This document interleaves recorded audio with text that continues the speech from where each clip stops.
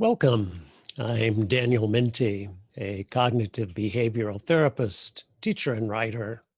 I'm going to share with you today a CBT tool called Stranger on the Bus. It was invented by my dear friend and colleague, Matthew May, MD, who taught it to me. Dr. May is one of the most empathic human beings I know, so it makes sense that he would dream up this innovative tool.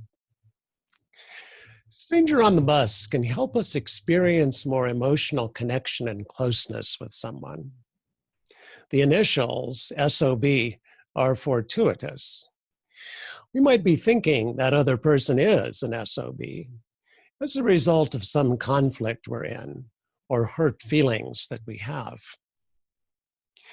Let's say I want to feel closer to my friend Sam. Sam and I have had a falling out of some kind. I feel hurt by things he said, and I'm a bit angry and blaming Sam for our disconnection. At the same time, I love this guy right down to the ground and don't like walking around feeling resentment towards him.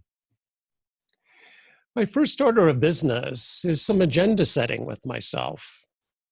Am I ready to walk away from the blame game and again feel close to Sam?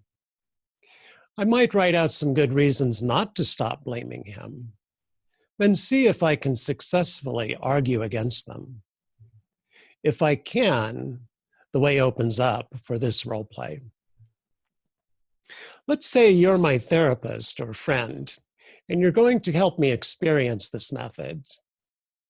You'll start by measuring how close I feel to Sam right now on a scale of 0 to 100. You'll then ask how close I want to feel and write those two numbers down. Next, you agree to play a stranger on a bus. I'll play Sam. We've just met, seated next to each other on a tour bus.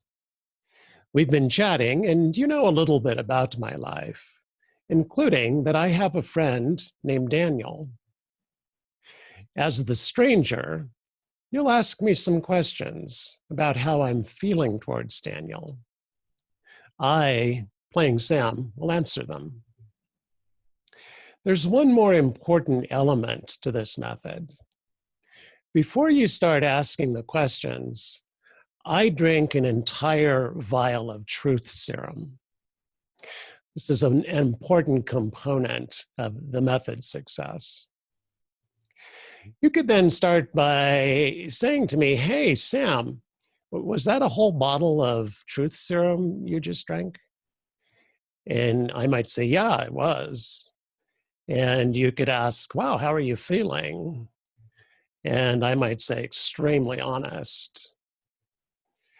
You could then ask, so Sam, you mentioned your friend Daniel. How have you been feeling about him lately? As Sam, I might say, well, I love Daniel, and I've been really frustrated with him. You could then ask, how come? And I might say, well, Daniel can be really stubborn and more interested in being right than in actually listening to me. You could then ask, so when Daniel's being really stubborn and more interested in being right, what other feelings come up for you? And I might say, well, I get mad at him and I feel hurt and kind of lonely.